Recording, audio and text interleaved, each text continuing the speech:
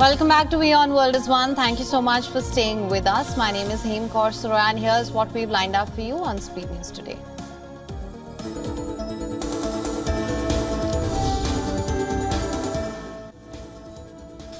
US Justice Department has announced criminal charges against Hamas leader Yahya Sinwar and 5 other leaders of the terror group over their roles in planning, supporting and perpetrating the deadly October 7th attack in southern Israel, which killed 1,200 people, including more than 40 Americans.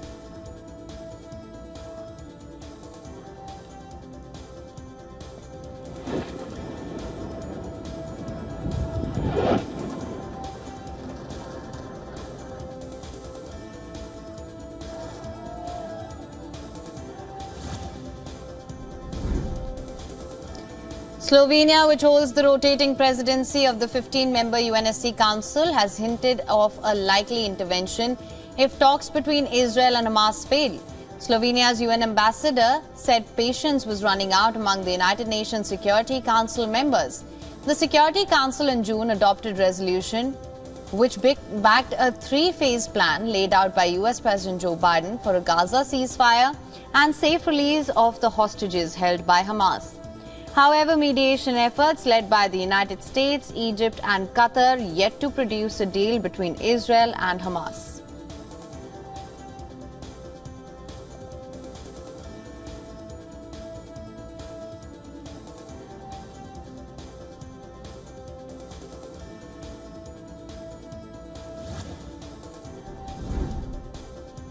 Demonstrators clashed with police and lit fires in Tel Aviv, demanding Prime Minister Benjamin Netanyahu secure a ceasefire in Gaza that would include a deal to return hostages. The protest, which was sparked by the discovery of 6 dead hostages in Gaza over the weekend, led to a general strike called by Israel's largest trade union on Monday. Since then, over 500,000 people have taken to the streets in Jerusalem and Tel Aviv, leading to several arrests.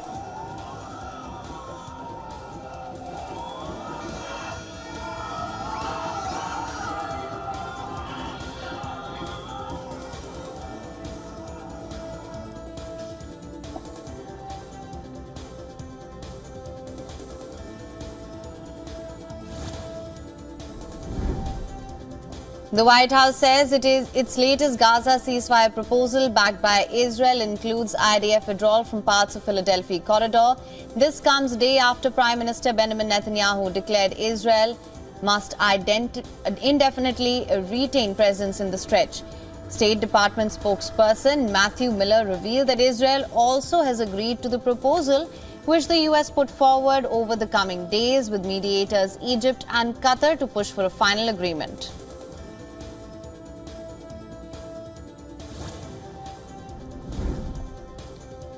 United States Navy cancels shore leaves for Marines assigned to warship USS Wasp in Turkey. This after 2 Marines were attacked in Izmir during a port visit. The USS Wasp has been sailing in the eastern Mediterranean in a show of support for Israel and to be able to come to Israel's defense if the war in Gaza escalates into a larger regional conflict. Calling the incident a serious matter, the White House has confirmed that the Marines are safe and have returned to the USS Wasp.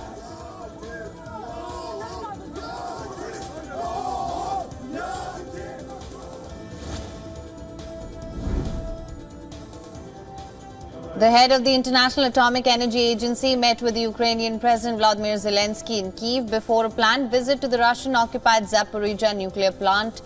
Grossi described the situation at Europe's largest nuclear power plant as very fragile following fresh attacks near the site in central Ukraine.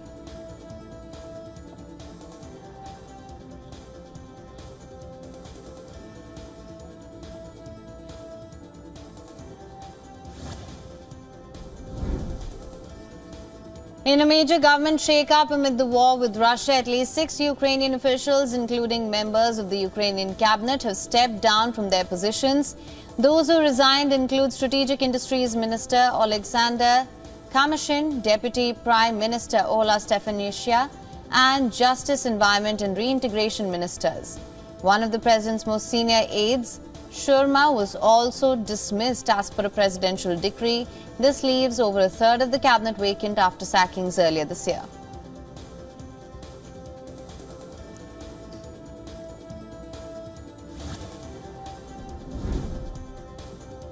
A Moscow court has ordered a French researcher accused of breaching Russia's foreign agent law to be held in jail until the 21st of February 2025.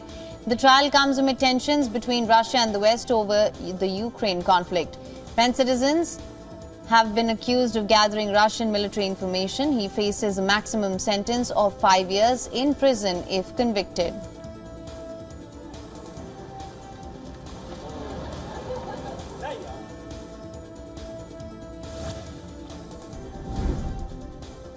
After meeting President Joko Widodo, Pope Francis called for strengthening of interreligious dialogue to confront common challenges, including that of countering extremism and intolerance. His remarks come as he kicked off his Asia-Pacific tour with a stop in Muslim-majority Indonesia.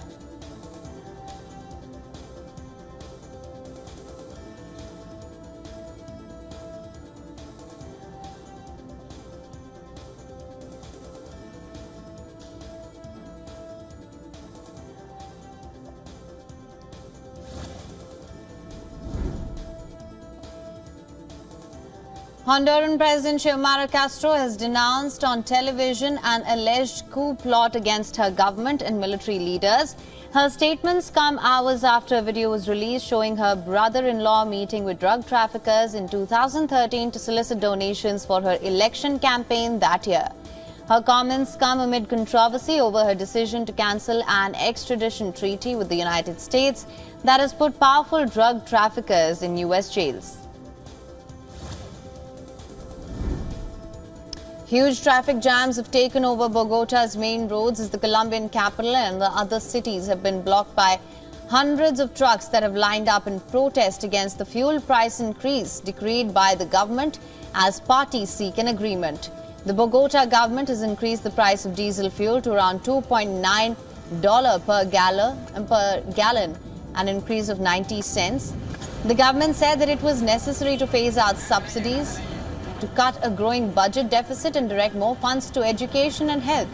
Truckers' unions say that plans by the government to do away with the diesel fuel subsidies would push their businesses to the brink of bankruptcy.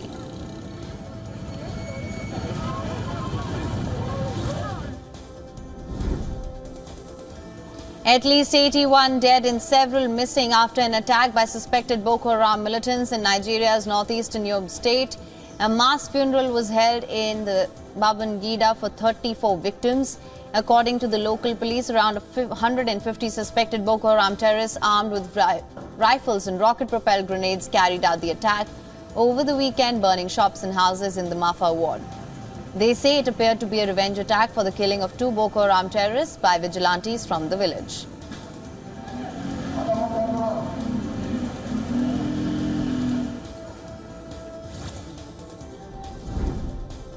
Thailand's king has endorsed Prime Minister Paetongtarn Shinawatра's new cabinet with 12 new faces in the 36-member lineup. The announcement was made in the Royal Gazette.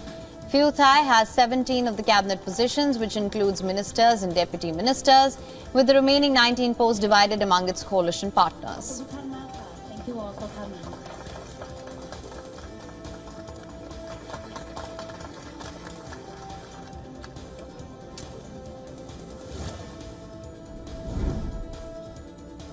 Prime Minister Narendra Modi met the Sultan of Brunei in the capital. The leaders discussed commercial and people-to-people relations, emphasizing on the commitment to take bilateral ties to new heights. This is the first ever bilateral visit by an Indian Prime Minister to the Southeast Asian nation.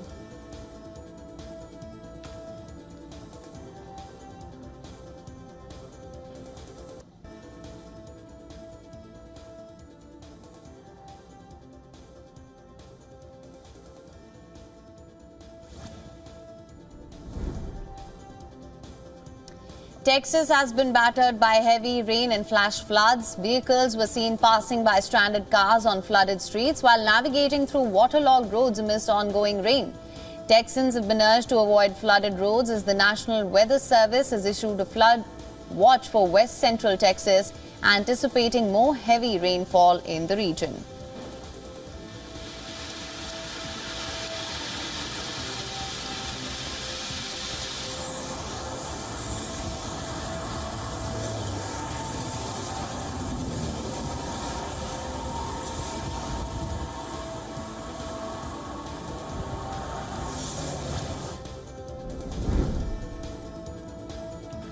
The death toll from floods in Bangladesh, it's risen to 71, with millions of people still stranded in devastated areas. There is an increasing concern about outbreaks of waterborne diseases as the inundation recedes, triggered by relentless monsoon rain and runoff from upstream waterways. It has caused widespread destruction, affecting around 5 million people. More than 580,000 families are still marooned in 11 flooded districts. They are in urgent need of food, clean water, medicine, dry clothing. Nearly 500 medical teams are helping provide treatment, with the Army, Air Force, Navy and the Border Guard assisting in relief efforts.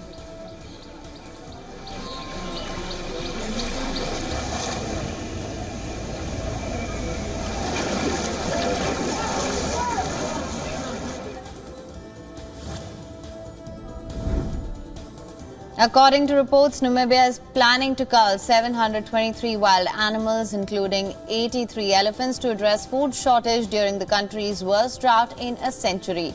Nearly half of Namibia's 1.4 million people are facing a hunger crisis. The report adds that this action aims to provide food and rescue and reduce the risk of dangerous human-wildlife encounters due to limited resources.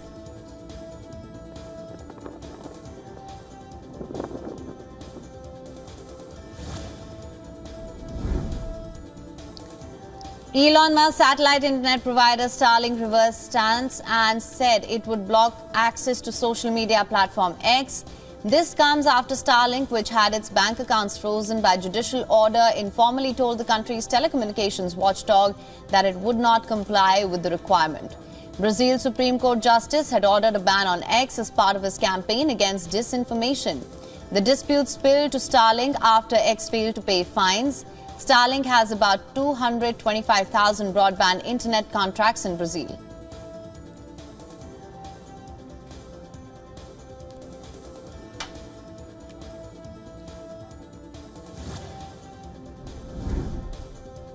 Growth in China's services sector activity slowed in August despite the summer travel peak, prompting some firms to cut staff amid concerns about rising costs. With factory owners trimming product prices to stay competitive, consumers tightening their belts, and the ailing property sector failing to see meaningful rebound, the economy faces increasing challenges in tandem with external geopolitical uncertainties.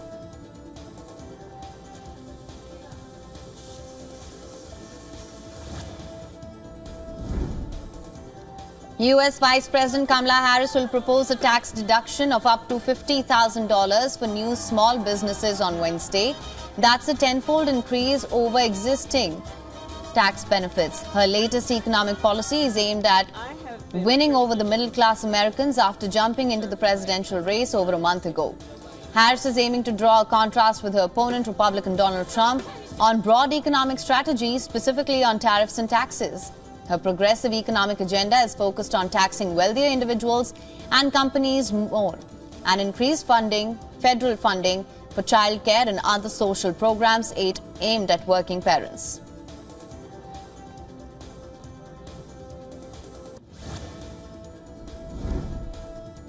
Australia's economy stayed stuck in the slow lane in June quarter as stiff borrowing costs and stubborn inflation squeezed consumers, leaving government spending as the main driver of growth. Data from the Australian Bureau of Statistics also revealed that domestic price pressures were still running high, underscoring the central bank's reluctance to cut rates anytime soon.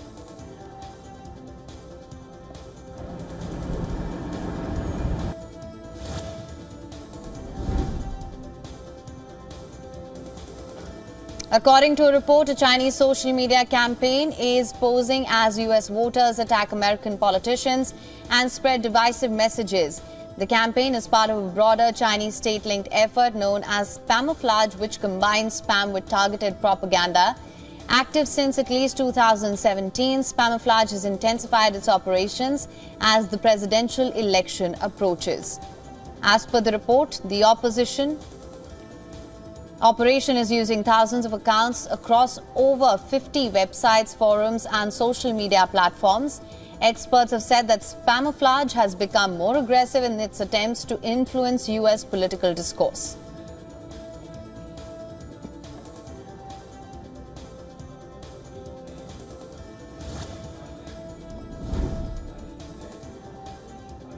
India is installing advanced warning systems at nearly 200 Himalayan glacial lakes that are at risk of overflowing. With over 7,500 glacial lakes in the region, many of them pose a serious threat of flash floods. The National Disaster Management Authority is broadly focusing on 190 lakes that are considered the most dangerous, aiming to complete the project within 3 years. These lakes are the result of retreating glaciers, which is accelerated by climate change.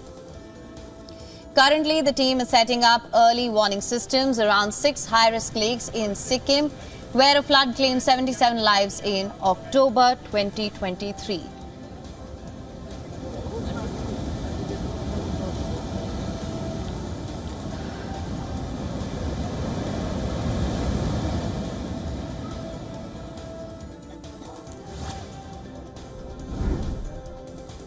To tackle the issue of spam calls and messages, Indian telecom companies have blocked over 50 organizations and disconnected more than 275,000 mobile numbers and telecom resources. This action follows strict orders from the Telecom Regulatory Authority, which last month directed all service providers to immediately halt promotional voice calls from unregistered telemarketers.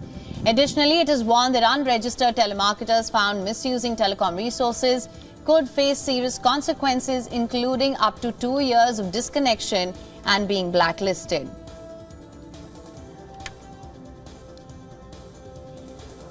For latest news, download the WION app and subscribe to our YouTube channel.